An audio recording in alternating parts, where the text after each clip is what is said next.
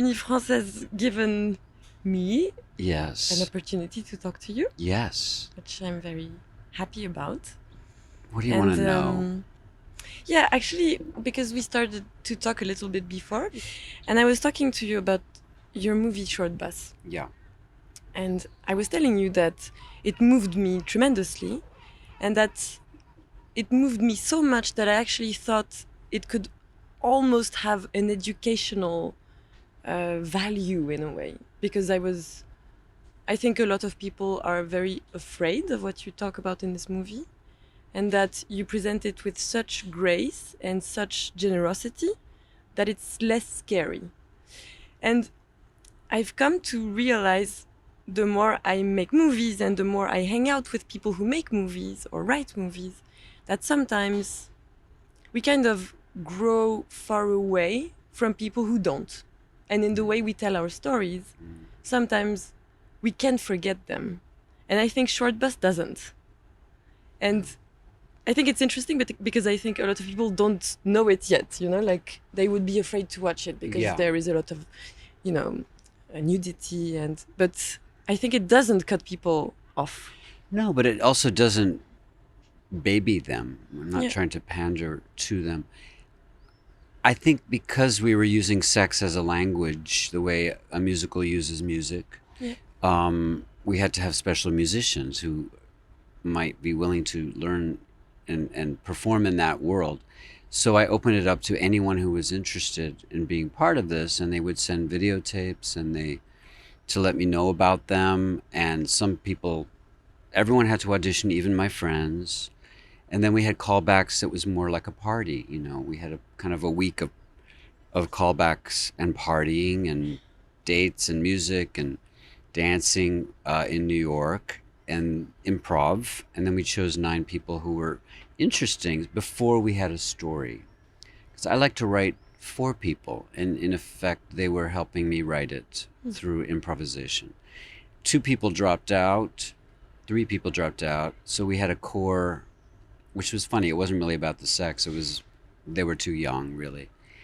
And then the remaining 6 people became the main characters.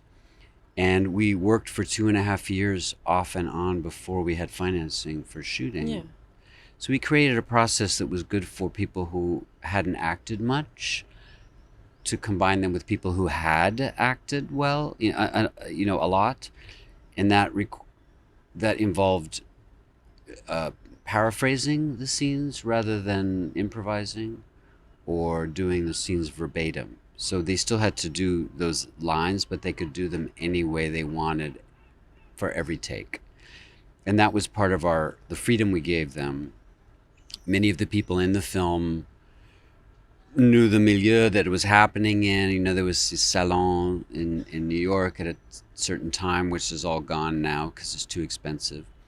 But it felt like a kind of attempted... I'm very much interested in intentional communities, even more than accidental communities like the one we're in now. I mean, this Cannes is a little bit of an intentional community with a lot of groups.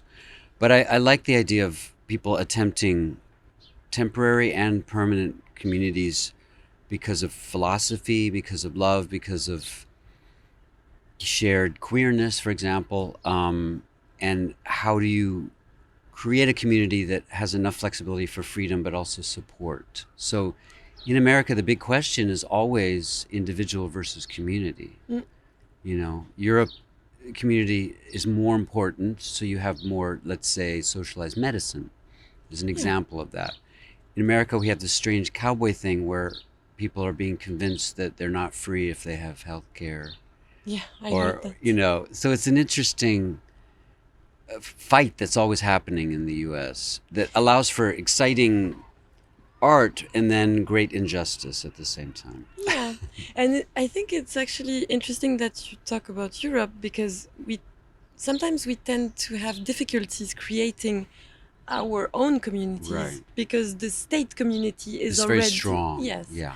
So And history the is idea, stronger yeah, here. it's people are linked by this political solidarity. Yeah. And so the idea of creating your own group is almost badly seen or It's something. almost selfish Yeah. or indulgent, right? And you're breaking like some kind of social contract. Right?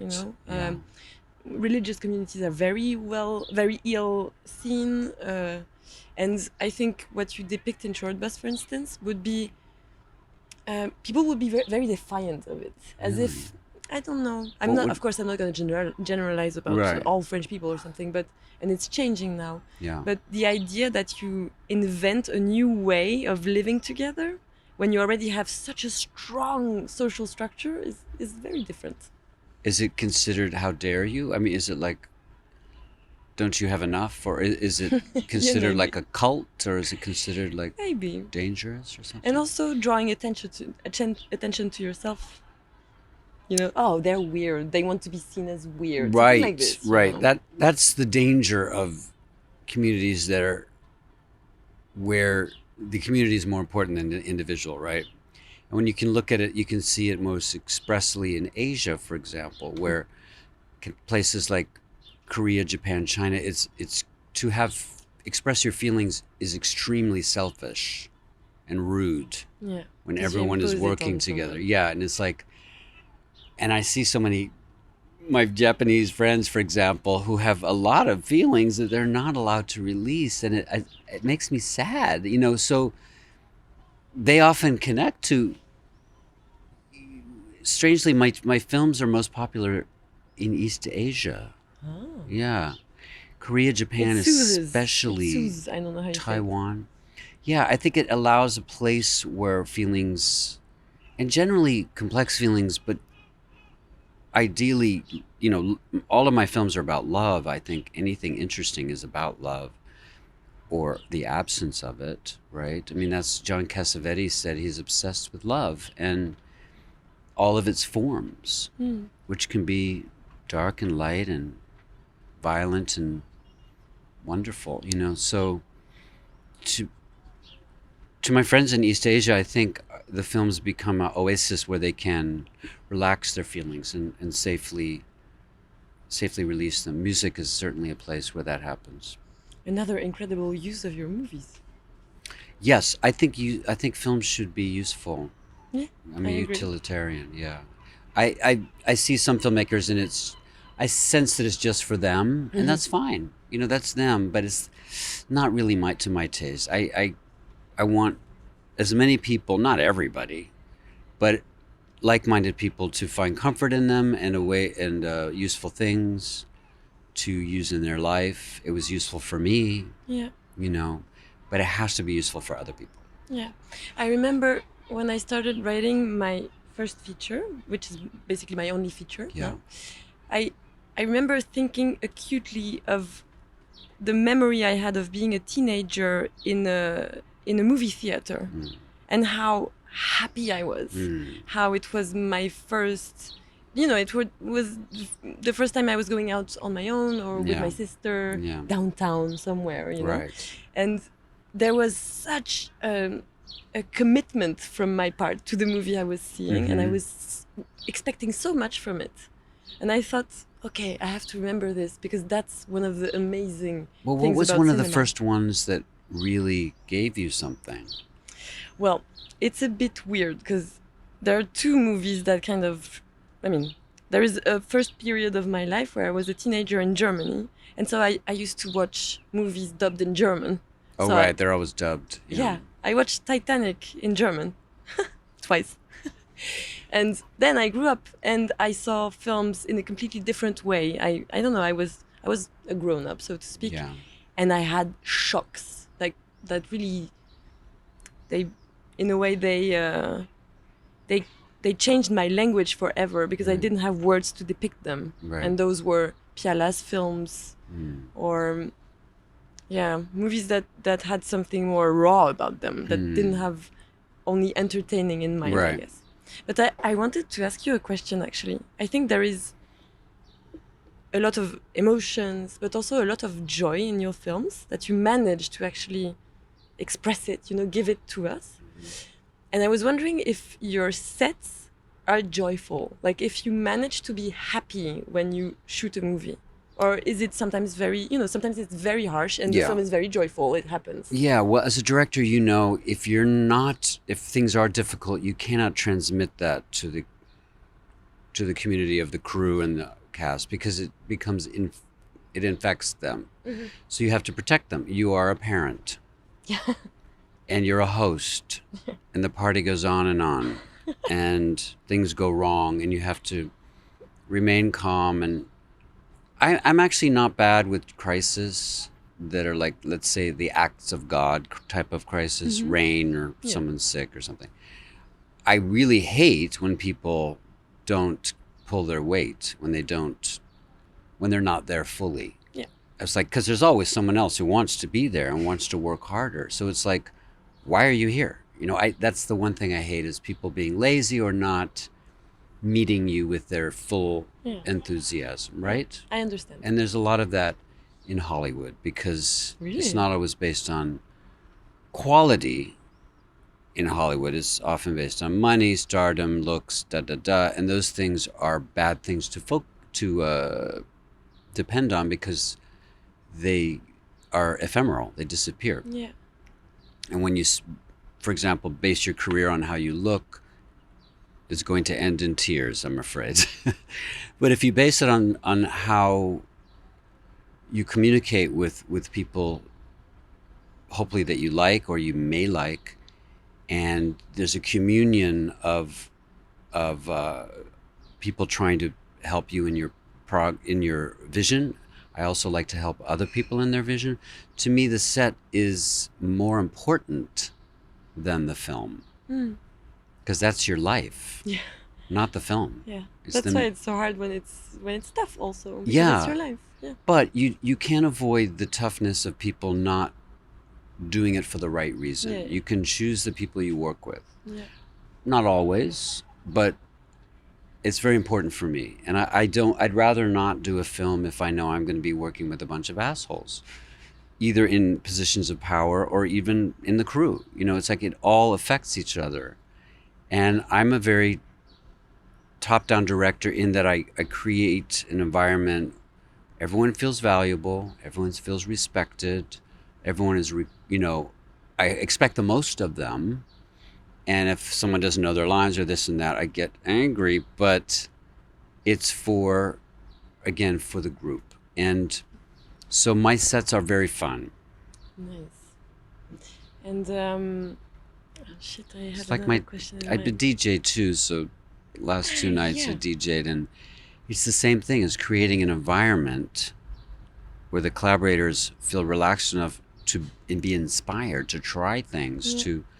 I can guide them, but I don't want to control them. Yeah.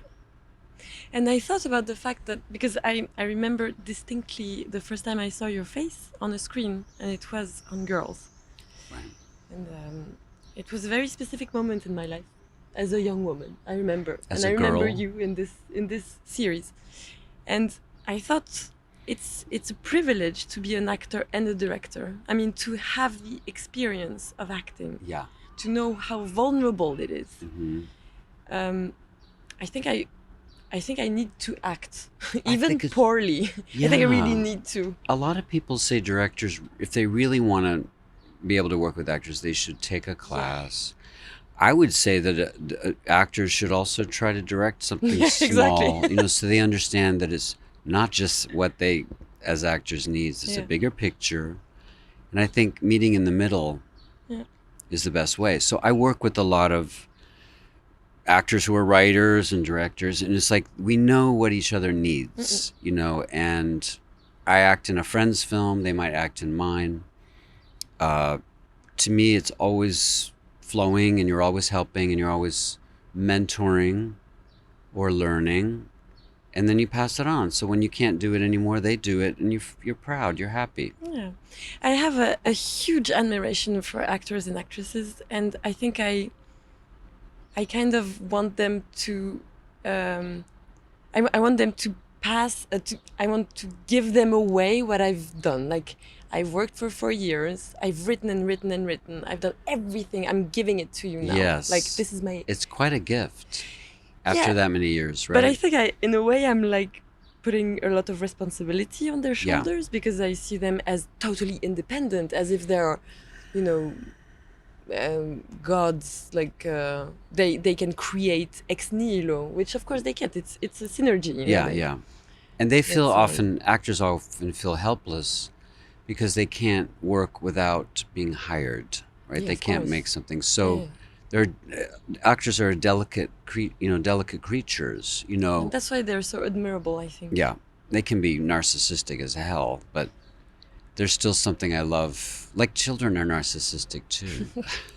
But I think also because they have like this ability in a way, like the joy. Yeah, I remember telling someone that at some point, sometimes you see an actor having like this tiny twinkle in their eye because they found it. Like they found the way they're gonna act on in the next shot. mm-hmm.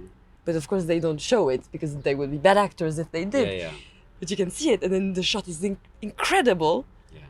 because they found it, you know. Yeah. And this pure bliss is Yeah. incredible. I know. And as a guide, you also want to let them know that you saw that. And the next take, don't try to recreate it. Try to go a little different direction, because the danger for directing and acting is like, that was perfect, do it again. It's like, or that was bad.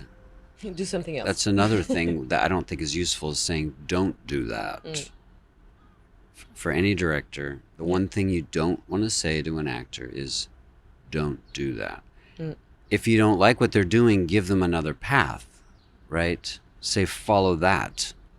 Because as soon as you say don't, they're self-conscious and they can't flow, Yeah, right? makes sense, of course.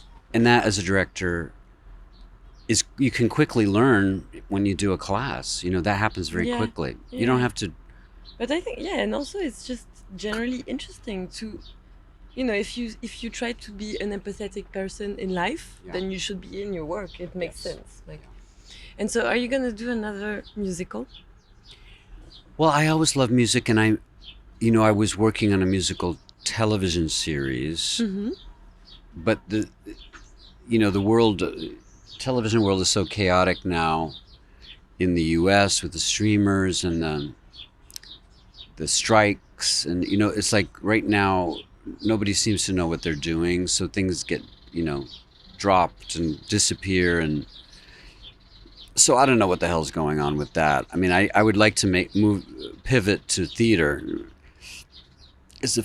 Television is too many people, too many people have to say yes, too much money. So I like to, when I have a good idea, I want to do it. So I tend to start in a place that's cheaper and better. Like, I've worked in the realm of scripted podcast series. Yeah. My first one was a musical, also, with Glenn Close and Laurie Anderson and Marion Cotillard. Wow, Laurie Anderson. Yeah, and there's all these great actors and performers who are they're greedy for good stuff. They don't always have time, but with the podcast, the audio form, you can work with them very quickly. And so that I'm doing another one of those now. That's nice. Which is not so much a musical, but it's a fun satire called Cancellation Island. It's about a rehab for canceled people. Nice. But working on sound with people, I mean, I used to do entirely animated films. Yes. So the moments where I drawn didn't have or digital hand-drawn. or hand-drawn, and on my own. Wow. So the time where the sound Are you on the entered, spectrum? On the spectrum? What is it? Like neurodivergent? I don't know what you mean. Comme Asperger's? No. I don't. I mean, Well, that can help with animation, I hear. no, actually, it's a good job. Like, you get paid and you draw and you listen to music and podcasts. Yeah, it's meditative, right? I love it. You could listen to my podcast. Yeah, I will, actually. I mean, anyways, when the sound is finally happening, it's an incredible moment of writing, because you can rewrite, because it's not dubbed. When I do. So it's like voiceovers and narration, and the richness of it is incredible. And the writing continues throughout. Absolutely. Yeah, I love it. I love animation too. Yes, I saw that you put animation in Yeah. movies. And I You're grew a up. drawer. I was as a kid. I would draw comic books, but not so much anymore. Ah. I just bought my first house in New Orleans, so it's been interesting to design and decorate it. Yeah. It's like kind of using a lot of stuff in my life that I've learned. It's an old house I bought from an occult church. Oh, Yeah. so full of ghosts. No, I mean, if they are, they feel very friendly.